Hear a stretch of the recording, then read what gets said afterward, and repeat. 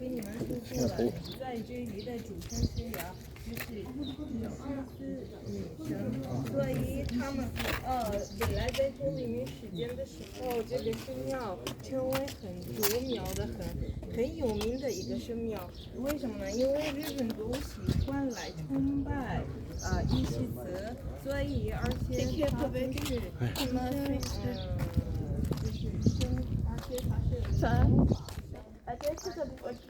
det står det var under vandet. Jo.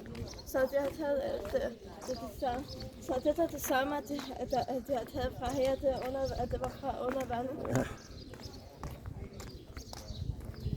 Hvad her?